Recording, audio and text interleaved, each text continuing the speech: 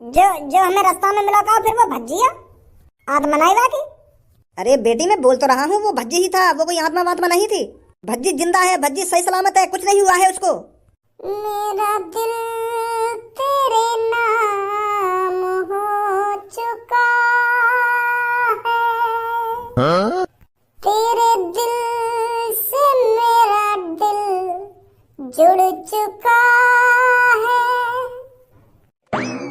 मैं तुझे अपने साथ लेकर जाऊंगा कल्लू, तू नहीं बच सकती मेरे से।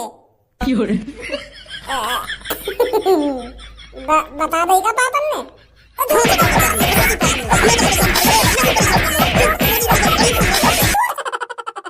अरे शर्म कर भज्जी, कुछ शर्म कर, कितना नीचे गिराएगा तू हमें। बेशर्मी की भी हद होती है। अरे मेरी तो किस्मत ही फूटी थी जो तुझ जैसा लड़का मेरे घर में आया। क्या जरूरत थी तुझको उस कातिल को मारने की। अगर ये तेरी चालाकी काम नहीं करती तो आज तू फांसी के फंदे पे लटका हुआ होता और हमें पछतावा हो रहा होता कि मेरे बेटे ने ऐसा क्यों किया। अरे कुछ तो हमारी इज्जत रख ले कि सारी इज्जत को मिट्टी में ही मिला के रहेगा। अगर आज तू फांसी के फंदे पे लटक जाता तो हमारा क्या होता। क्या जवाब देते हम रिश्तेदारों को कि हमारा बेटा कहाँ गया कहाँ नहीं गया। क्या उनसे हम ये कहते कि हमारे बेटे ने मर्डर कर दिया है, उसको फांसी की सजा हो गई है। अरे इतना तो सोच लिया कर हमारे बारे में। मैंने अपनी इज्जत खून पसीना एक करके बनाई है। जिस मुकाम पर मैं हूं ना, इस मुकाम पर पहुंचने के लिए लोग वालों की उम्र निकल जाती है। उम्र क्या नहीं क्या है मैंने तेरे लिए, ये बता तू मेरे को, जो तू इतना परेशान कर रहा है हमें। यार पापा ये उम्मीद नहीं मुझे तुमसे। अरे मैंने जो कुछ सीखा है तुमसे ही सीखा है। आपने ही मेरे को बचपन से सिखाया है कि बेटा ईमानदारी के रास्ते पर चलना। आपने ही मेरे को बताया है कि बेटा सच्चाई की हमेशा जीत होती है। और आपने ही मेरे को बताया था कि मेहनत करने वालों की कभी हार नहीं होती। और फिर भी पापा आज तुम मुझसे ऐसी बात कर रहे हो। अरे मैंने तो अपना फर्ज निभाया था। मैं अपने शहर के लोगों को बचाना चाहता था उस कातिल से। मैं कुछ अच्छा करना चाहता था अपनी जिंदगी में और मैंने अच्छा किया भी। और इस अच्छेपन का ये नतीजा मिला मेरे को। पुलिस वाले फांसी पे लटका रहे हैं और घर वाले लात घूसा बजा रहे हैं। अरे मैंने तो अपने दिमाग में सोच रखा था अगर मैं उस कातिल को मार दूंगा तो मासूम लोगों की जानें जाना बंद हो जाएंगी, फिर वो कातिल किसी को नहीं मारेगा। पर पापा मेरे को आज पता चला है किसी की मदद करने का कोई फायदा नहीं होता। शहर वाले ने भी मुझे धोखा दे दिया और घर वाले भी मुंह पे लात घूसा बजा रहे हैं। अरे तुम तो एक बार मेरे से कह देते पापा कि बेटे बहुत अच्छा काम किया है तूने उस कातिल को मारकर। मुझे पाउडर है तुझ पर। क्या पाउडर? पाउडर का आयु इंग्लिश में ना कहने कि मुझे पाउडर बोले का प्राउड कुछ ऐसा कुछ बोलेगा। वो कह रहा हूँ मैं। अच्छा प्राउड। हाँ वही। मैं तो सोच रहा था कि मेरे पापा मेरे से कहेंगे कि मुझे प्राउड है बेटे तुझ पर जो तूने ऐसा काम किया। पर तुम भी मुंह पे लात घूसा बजा रहे हो। अरे अगर तेरे को अच्छा काम करना था, अगर तेरे को शहर के लोगों की जान बचानी थी तो उस कातिल को मारने की क्या जरूरत थी। अगर तूने वो कातिल पकड़ ही लिया था तो उसके हाथ पैर बांधकर पुलिस के हवाले कर देता। उसके माथे में गोली मारने की क्या जरूरत थी। मुझे तो वो चौथी क्लास का दोहा याद आएगा कि काल करे सो आज कर और आज करे सो अब, और पर में परले होएगी तो बहुरी करेगा कब। ये दोहा ना कबीरदास जी का। तो फिर मैंने सोच लिया कि मैंने ये कातिल पकड़ लिया होता है संग संग मार दूं। अगर मैं पुलिस वाले के हवाले करूंगा तो वो भी आ मारेंगे, एक ही बात है। तो मैंने मार दी गोली माथे में। संग हिसाब करना चाहिए पापा, तुमने तो सिखाया है मुझे। भाई यहाँ के दिमाग में नहीं घुसेगा कुछ।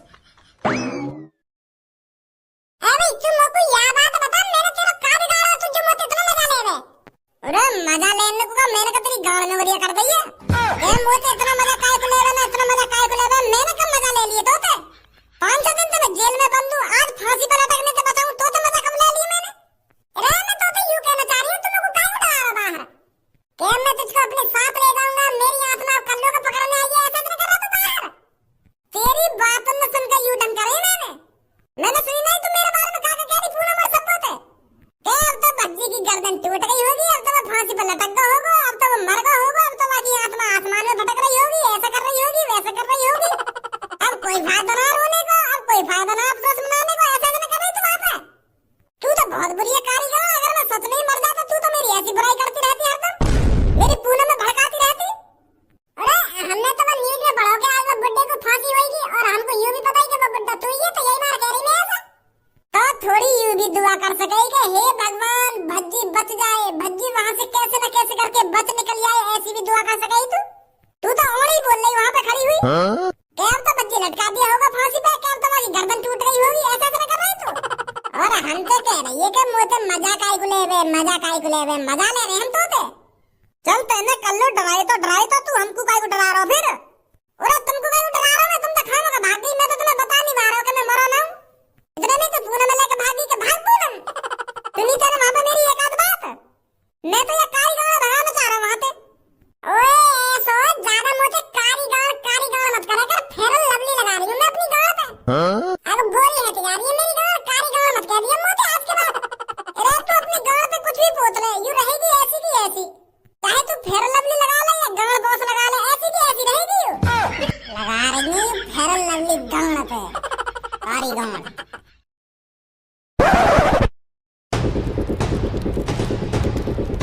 कालिया बॉस, तुम्हें तुम्हारी जलती हुई चिता की कसम, या तो इस दुनिया में वो रहेगा जिसने तुम्हारे माथे में गोली मारी है, या फिर मैं रहूंगा। बॉस, तुम्हारा चेला गंजा आज शपथ लेता है, जिसने भी तुम्हारे माथे में गोली मारकर तुम्हारी हत्या की है, उसे 2 दिन के अंदर, सिर्फ 2 दिन के अंदर ढूंढ निकालूंगा और तुम्हारी बगल में उसकी चिता जलाऊंगा। तुम्हारी चिता की राख ठंडी होने से पहले उसकी बॉडी तुम्हारे बगल में पड़ी हुई मिलेगी। शपथ लेता है आज तुम्हारा गंजा, शपथ लेता है आज तुम्हारा चेला। मैं उसको नहीं छोड़ूंगा जिसने मेरे बॉस की जान ली है। मैं उसका पूरा खानदान इस शमशान घाट में जला के रख दूंगा। कालिया बॉस, तुम्हारी चिता की राख ठंडी होने से पहले उसको मैं मार गिराऊंगा। बताइए कालिया बॉस, वो कौन है जिसने तुम्हारे माथे में गोली मारी है? बस एक बार नाम बता दो बॉस, मैं उसे जिंदा नहीं छोड़ूंगा। कहाँ हो कालिया बॉस? बस छोटी सी हिंट दे दो मेरे को, वो कौन है कातिल जिसने मेरे बॉस का कत्ल किया है, जिसने मेरे गुरुजी को मार गिराया है? एक बार मेरी आंखों के सामने आ जाइए बॉस और मुझे बता दीजिए। आ जाइए कालिया बॉस, कहाँ हो तुम? सिर्फ एक बार मेरी आंखों के सामने आ जाइए और मुझे बता दीजिए वो कातिल कौन है जिसने तुम्हारे माथे में गोली मारी है। एक बार मेरी आंखों के सामने आ जाइए बॉस, मैंने शपथ ली है, बस 2 दिन के अंदर मैं उसको मार गिराऊंगा। बस आप एक बार आकर मुझे बता दीजिए वो कौन है कातिल। बॉस, तुम्हारी बहुत याद आ रही है। अब कौन मुझे मुर्गा खिलाएगा और कौन नई नई ट्रिक देगा चोरी करने की? मैं तुम्हारे बगैर कैसे जीऊंगा बॉस? आ जाइए बॉस, तुम्हारी बहुत याद आ रही है। क्यों बॉस, अकेले तुम उसके पीछे भागे भागे चले गए? अगर तुम उसके पीछे भागे भागे नहीं जाते तो आज तुम्हारी जान नहीं जाती। काश मैं तुम्हारे साथ होता बॉस, मैं तुम्हें बचा लेता।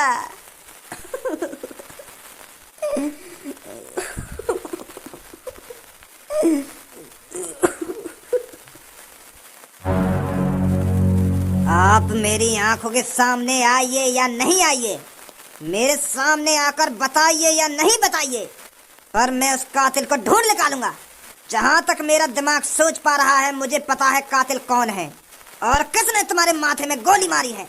बॉस, तुम्हारी चिता की आग बुझने से पहले मैं उस कातिल को ढूंढ निकालूंगा और उसे खत्म कर दूंगा। मुझे पता है तभी तुम्हारी आत्मा को शांति मिलेगी। तो फिर चलता हूँ बॉस, अपना ख्याल रखना।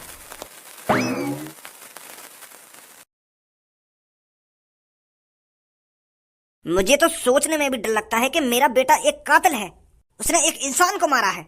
अरे इसकी उम्र में लड़के अपनी पढ़ाई लिखाई पर ध्यान देते हैं, अपना फ्यूचर बनाने की सोचते हैं और अपना टारगेट रखते हैं कि मुझे क्या करना है, क्या नहीं करना, मुझे क्या बनना है और किस तरह से उसकी मेहनत करनी है। और ये हमारा भज्जी, इसका टारगेट था एक आदमी को मारना। पिछले जन्म में मैंने कुछ बुरे ही काम करे होंगे जो मेरे घर में एक ऐसा बेटा आया है, अगर उसको कुछ समझाने बैठो तो बोलती बंद कर देता है। अरे भज्जी के पापा, ज्यादा मत सोचो आप भज्जी के बारे में। अब उसने जो करना था कर दिया, अब इसमें आप क्या कर सकते हो? था तो वो एक कातिल ही। वो कातिल रोज किसी न किसी को मारता था, रोज एक मर्डर करता था। एक तरह से देखा जाए तो हमारे भज्जी ने सही तो किया है। अगर हमारा भज्जी उस कातिल को नहीं मारता तो अब तक वो 5-6 आदमियों को और मार चुका होता। ये भी तो सोचो आप। और आजकल कातिल को सजा कहाँ मिल रही है? 1-2 महीने के लिए जेल में जाते हैं और बाहर निकल जाते हैं, फिर छाती चौड़ाकर सड़क पर डोलते हैं और फिर दोबारा आतंक फैलाने लगते हैं। पर भज्जी की मम्मी, ये कत्ल करना हमारा काम नहीं है, लोगों को इंसाफ दिलाना हमारा काम नहीं है, ये कानून का काम है। इस भज्जी ने खामखा अपने हाथ खून से रंगे हैं।